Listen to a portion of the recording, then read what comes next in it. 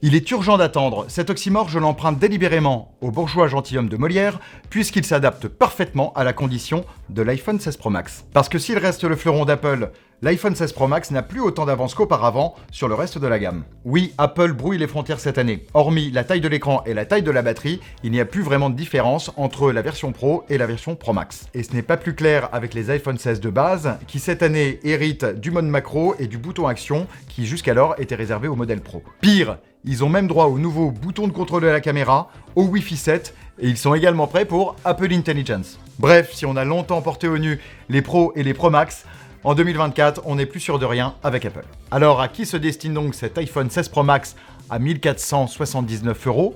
Est-il aussi intéressant qu'Apple veut nous le faire croire? J'ai passé ces 2 dernières semaines avec lui jour et nuit, mon bilan est mitigé.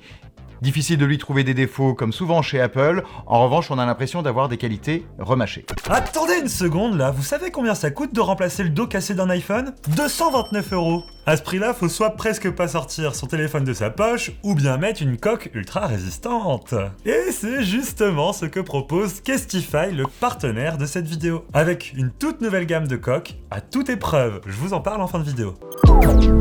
Et ça commence par le design.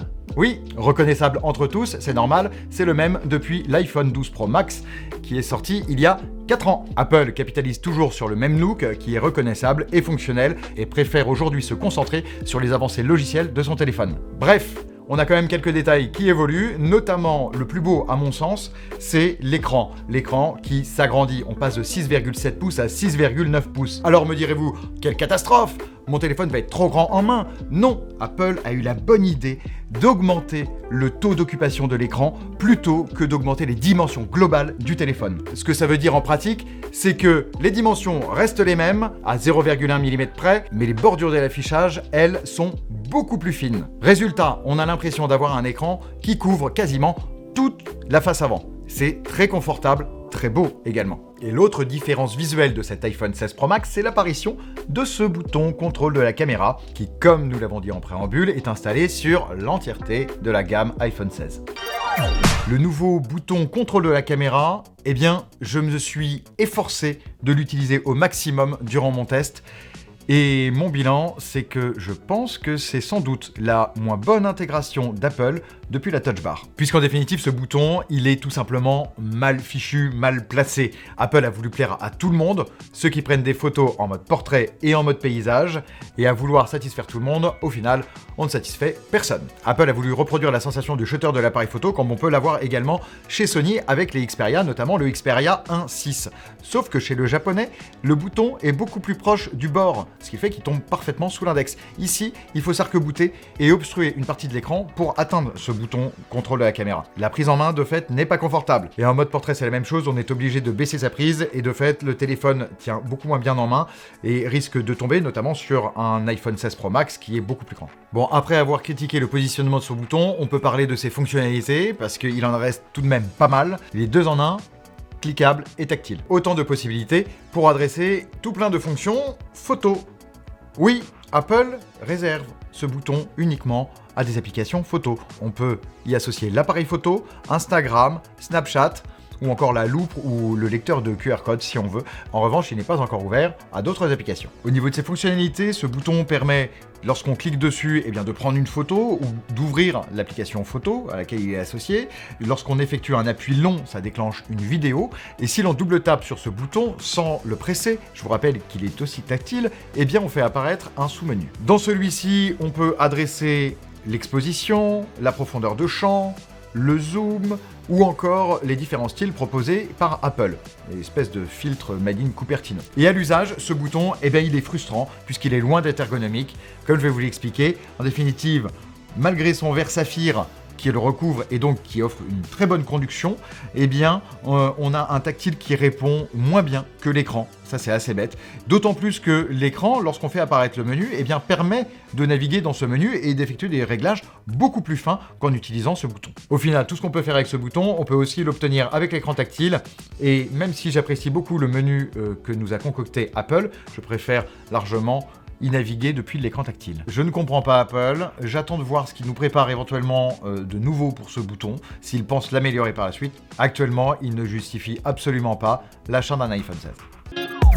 Après avoir été mi-figue mi-raisin sur le bouton contrôle de la caméra, nous glissons logiquement vers la partie photo de cet iPhone 16 Pro Max. Celle-ci est composée, comme à l'habitude, de 3 capteurs arrière, puis d'un capteur avant. À l'arrière, la grande nouveauté, c'est le capteur ultra grand angle qui passe de 12 mégapixels à 48 mégapixels. Et pour le reste, capteur principal 48 mégapixels, téléobjectif x5 à 12 mégapixels et le capteur avant reste à 12 mégapixels.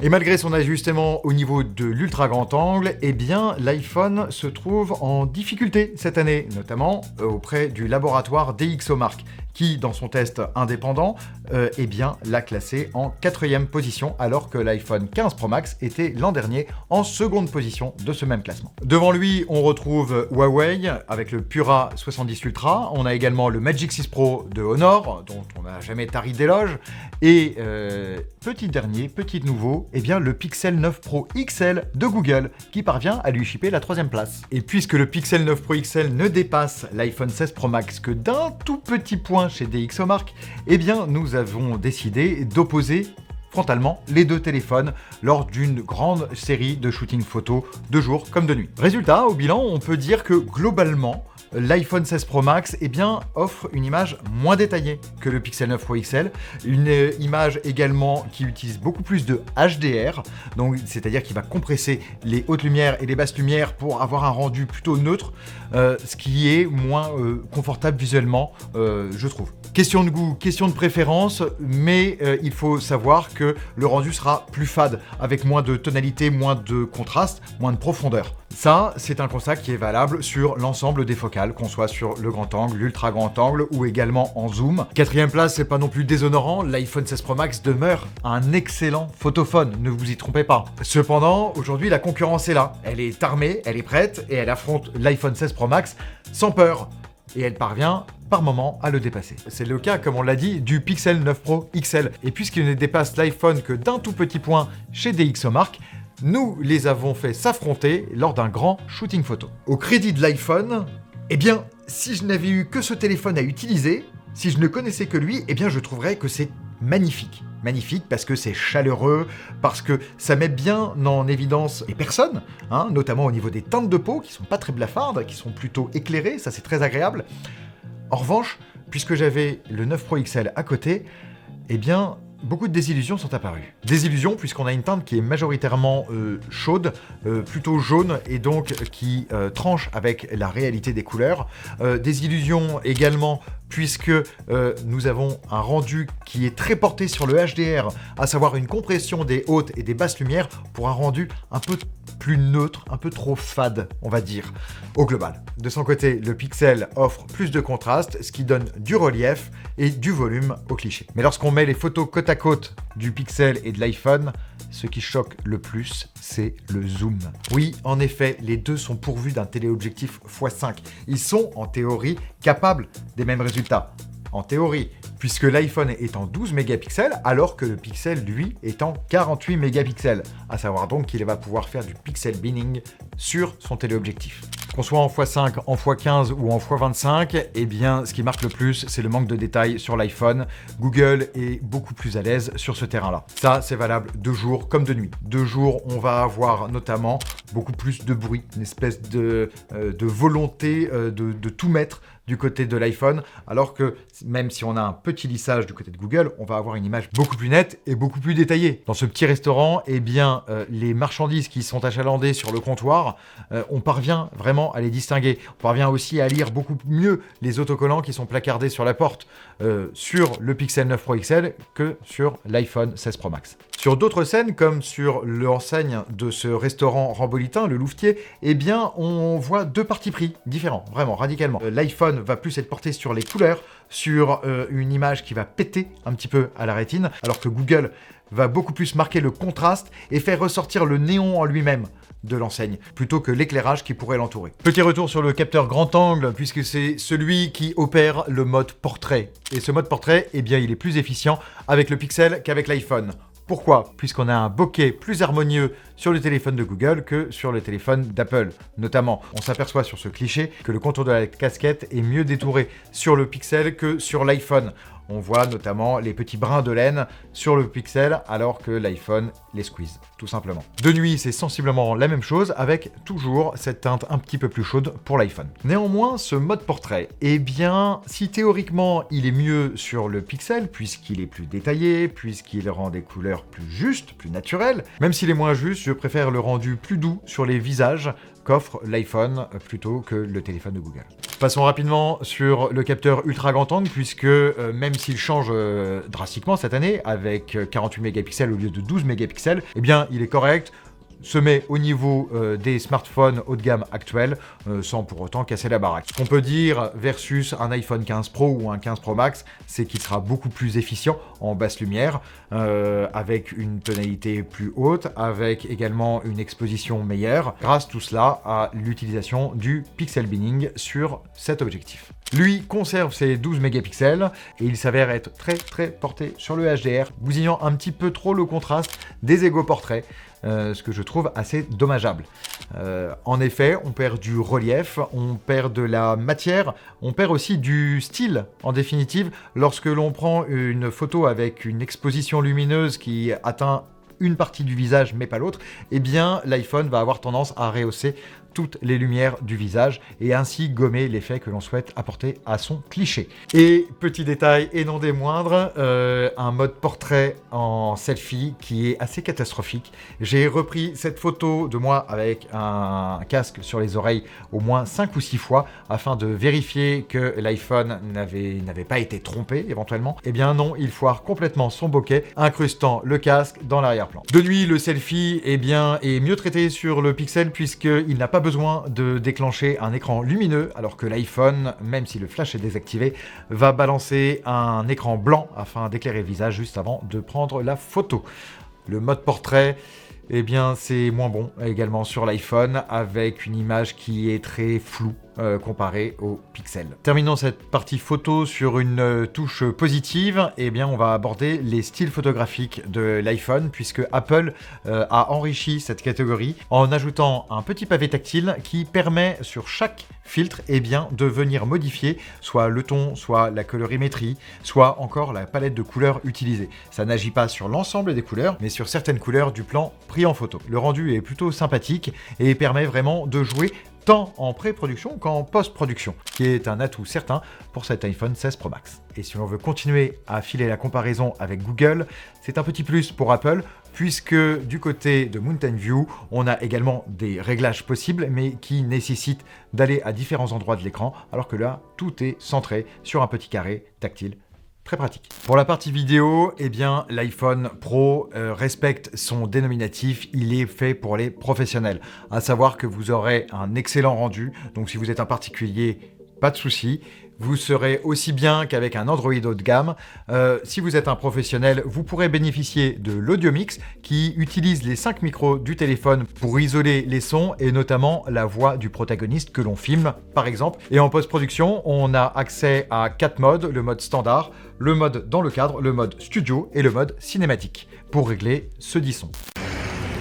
Je me trouve ici au plein cœur de Paris avec l'iPhone 16 Pro Max et donc en vidéo pour tester le nettoyage de la piste audio dont est pourvu cet iPhone grâce à ces 5 micros qui permettent d'isoler naturellement la voix les voix notamment, des bruits environnants. Autre nouveauté, le ralenti a posteriori. Plus besoin d'utiliser un mode de vidéo ralenti.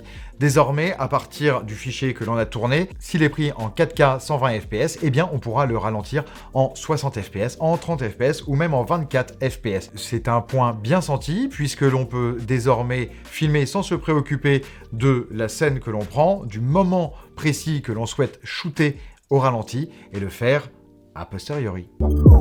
Concernant le logiciel, on en a parlé en long, en large et en travers. C'est iOS 18 qui anime cet iPhone 16 Pro Max. iOS 18, c'est l'arrivée de 2 choses principales, la personnalisation et Apple Intelligence. Pour la personnalisation, eh bien, c'est une grande nouveauté chez Apple qui cloisonnait auparavant tous ses utilisateurs avec un système très rigide. Désormais, on a droit à des réglages plus proches d'un système Android, avec notamment la possibilité d'avoir des icônes icônes plus grandes, d'avoir des icônes de couleurs différentes, d'avoir même une palette globale de l'interface qui est différente, ou encore un centre de contrôle que l'on peut remanier à volonté. On le remanie à volonté tant du point de vue de ce que l'on y affiche, que de la taille également des icônes qui l'occupent, ou encore même des multiples volets qui pourront le composer. Centre de contrôle, lecteur musical, éventuellement un menu avec toutes les connexions du téléphone, c'est à chacun de voir comme il souhaite organiser ce menu. Personnellement, je ne suis pas forcément très fan de cette ouverture. J'ai toujours considéré qu'on avait une belle dichotomie entre Android et iOS. Si je veux faire quelque chose, tout modifier, tout remanier, j'allais sur Android. Si je voulais être pris par la main, j'allais sur iOS. Aujourd'hui, la frontière est beaucoup plus floue. Néanmoins, quelque chose qui plaira à tout le monde, qui mettra tout le monde d'accord, c'est la possibilité d'enfin pouvoir repositionner ces icônes sans être recalé tout à gauche de la grille de son écran. On peut donc enfin mettre les icônes en bas de l'écran, là où elles sont facilement accessibles à une main. Et sur un Pro Max, c'est pas du luxe. Deuxième gros volet de cette partie logicielle, Apple Intelligence. Oui, mais malheureusement, nous ne pourrons pas en parler en long, en large et en travers dans ce test puisque Apple Intelligence n'est pas disponible en Europe. Dans un premier temps, cette solution de fonction d'intelligence artificielle est d'abord déployée aux États-Unis, en anglais. Apple a bien indiqué qu'Apple Intelligence arriverait en 2025 dans d'autres langues, notamment en français, mais rien ne précise si ce sera pour le Canada francophone ou pour la France en elle-même. Rappelons qu'Apple est également actuellement en bisbille avec l'Union européenne. L'Union européenne qui est très frivole par rapport aux solutions d'intelligence artificielle, ce qui bloque l'accès à pas mal de nouvelles technologies. Au sein de cet iPhone 16 Pro Max loge l'Apple A18 Pro, nouveau soc haut de gamme, ultra performant et, perçons l'abcès dès maintenant, qui chauffe moins. Pour qu'il chauffe moins, eh bien Apple déjà l'a gravé en 3 nanomètres, ce qui est une bonne chose, mais surtout en fait l'a déplacé. Auparavant, il était coincé sur le bord droit de l'appareil et il a été déporté au centre du téléphone avec une chambre à vapeur mieux dimensionnée, plus intéressante pour l'efficacité de sa dissipation énergétique. Bon, ça ne l'empêche pas de brider un petit peu ses performances lorsque l'on passe en stress test, notamment sous 3D Mark. Le reste de puissance que l'on a est largement suffisant pour faire fonctionner toutes les tâches du quotidien et même pour jouer de longues heures à un Fortnite, un Genshin Impact ou un Zenless Zen Zero, comme ça a été le cas pour moi. D'ailleurs, sur ce jeu graphiquement gourmand de MiHoYo, eh bien j'ai pu pousser toutes les options à fond en activant le 60 fps sans rencontrer aucune saccade, à aucun moment. C'est une chose d'ailleurs que je n'ai pas toujours eu avec la puce concurrente, le Snapdragon 8 Gen 3 de Qualcomm. Voilà, donc quoi dire de plus sur cette puce et sur les performances globales de l'iPhone 16 Pro Max, si ce n'est qu'il est surpuissant, il est même overkill, dirons-nous en anglais, c'est-à-dire trop puissant par rapport aux usages qu'on en a à l'heure actuelle. C'était même d'ailleurs déjà le cas sur l'iPhone 15 Pro ou l'iPhone 15 Pro Max. Et donc ce surplus de puissance, ça veut dire qu'on a un smartphone que l'on gardera toujours plus longtemps, et ça c'est toujours bon à prendre. Alors vous l'aurez compris, les jeux sur l'iPhone 16 Pro Max, ça fonctionne très bien. Mais ça fonctionne très bien, mais encore mieux en fait avec un bel écran. Et là, cet affichage de 6,9 pouces vient magnifier les contenus que l'on y affiche. Comme à l'accoutumée, nous avons soumis cet iPhone à notre test Kalman avec notre sonde, et les résultats que nous obtenons sont bien, mais auraient pu être mieux. En effet, au niveau de la justesse colorimétrique, on est comme sur un iPhone 15 Pro Max, avec un delta U moyen qui est à 3,8, donc c'est un peu plus au-delà des 3 que l'on veut en valeur cible. Ça veut dire qu'on s'en servira pour acheter sur Internet, mais en faisant attention. Attention également à la fonction True Tone, qui vient modifier la colorimétrie de l'écran en fonction de la luminosité externe.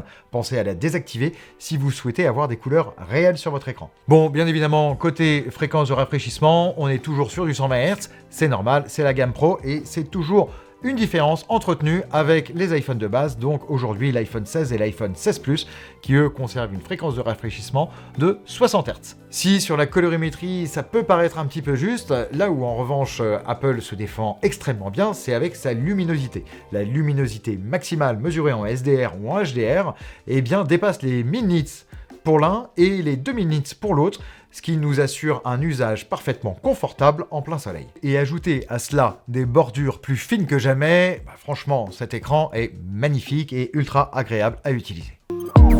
Pour la partie autonomie, eh bien c'est une belle amélioration par rapport à l'an dernier. En effet, on a déjà une plus grosse batterie, on gagne 244 mAh pour un total de 4685 mAh. Et cela, ça m'a permis de traverser notamment une journée bien remplie que j'ai démarré à 7h et terminé à minuit en ayant mon téléphone allumé pendant 8h30 d'après le mode temps d'écran de l'iPhone. Et au bout de cette période, eh bien il me restait, avant de me coucher, 22% d'autonomie sur le téléphone. Pas de quoi démarrer une seconde journée, néanmoins j'y étais allé un petit peu comme une brute sur mes usages, avec des benchmarks, du jeu vidéo, de la photographie, des appels, des réseaux sociaux. Vraiment, j'avais utilisé cet iPhone de toutes les manières possibles. En étant un petit peu plus raisonnable, donc c'est-à-dire en reprenant un rythme plus en accord avec un usage classique, c'est-à-dire 2-3 heures de temps d'écran sur la journée, eh bien, en démarrant à 7h et en terminant à 3h du matin, tout de même, donc très tard, j'avais encore 54% d'autonomie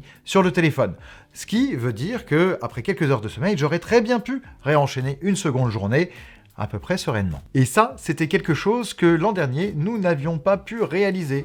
Donc c'est un bon point pour Apple qui, avec un usage assez restreint de l'iPhone 16 Pro Max, permet de lui accorder quasiment 2 jours d'autonomie. Et si vous êtes joueur, sachez qu'en revanche, il consomme plutôt pas mal. Zenless Zen 0, 30 minutes de jeu, 14% d'autonomie, voilà, ça vous donne une bonne base. Les 100% risquent d'être rapidement grignotés. Pour conclure cette partie autonomie, on va parler de la charge. Celle-ci n'évolue pas, Apple continue de ne pas préciser la puissance de la recharge filaire, il indique simplement que c'est 50% en 30 minutes. En revanche, en recharge sans fil, via le MagSafe, on passe de 15 watts l'an dernier à 25 watts désormais sur l'iPhone 16 Pro Max. Quoi de plus compliqué que de définir une conclusion pour cet iPhone 16 Pro Max? Faut-il l'acheter, ne faut-il pas l'acheter? Je serais tenté de vous dire, il est urgent d'attendre. C'est ce que j'ai dit en introduction, c'est ce que je redis en conclusion. Malheureusement, les iPhones classiques, iPhone 16, iPhone 16 Plus, ont pris cette année beaucoup trop d'assurance, beaucoup trop de nouvelles fonctionnalités pour encore donner suffisamment d'importance à cet iPhone 16 Pro Max. Qu'est-ce qu'il faut retenir sur les différences entre les pros et les non pros cette année? Eh bien, c'est le zoom et l'écran 120 Hz. Le zoom, il va jusqu'en x5 en optique. Néanmoins, sur un iPhone 16, on a un zoom numérique x2 qui est de très bonne facture et qui, d'expérience, satisfera à la plupart des situations. Bref, cet iPhone 16 Pro Max arrive également amputé d'une partie de ses fonctionnalités puisqu'il ne dispose pas d'Apple Intelligence chez nous. De fait, on peut estimer qu'Apple lancera sa solution en France l'année prochaine, courant d'année, mais ce ne sera pas au mois de janvier, ce sera plutôt aux alentours de la WWDC, soit entre mai et juin. Attendre un iPhone 17 ou prendre un iPhone 15, un iPhone 14, un iPhone 13, jusqu'à encore il y a quelques jours, j'utilisais quotidiennement l'iPhone 14 Pro. Je vous promets, il ne démérite absolument pas par rapport à cet iPhone 16 Pro Max. Alors convaincu ou pas pour cet iPhone 16 Pro Max? Puisque si vous comptez l'acheter, alors vous voudrez peut-être le protéger. Si vous cherchez une protection stylée mais aussi résistante, Casetify propose des nouveaux modèles qui pourraient vous intéresser. Déjà pour leur coque Ultra Bounce, ils ont développé une technologie maison qui s'appelle TESS-LOCK. Ils assurent que ça peut absorber des chutes jusqu'à 10 mètres, et ça fait 5 fois ma taille quand même. En fait, si on regarde de près, on voit qu'ils ont beaucoup travaillé sur les excroissances dans les angles. On comprend du coup assez vite leur importance pour amortir les chutes. Bon après, Casetify, c'est aussi tout un écosystème d'accessoires pour pouvoir emporter son smartphone avec soi. Alors il y a des sangles pour pouvoir le mettre autour du poignet ou même en bandoulière, et aussi des mousquetons pour pouvoir l'accrocher directement au pantalon. Tout ça en étant compatible MagSafe pour attacher par exemple un porte-carte aimanté. Après, il y a aussi des modèles de coque plus classiques, mais tout aussi résistantes, comme la Impact ou la Clear. Et puis si vous n'avez pas encore d'iPhone 16 Pro Max, ce que je peux comprendre,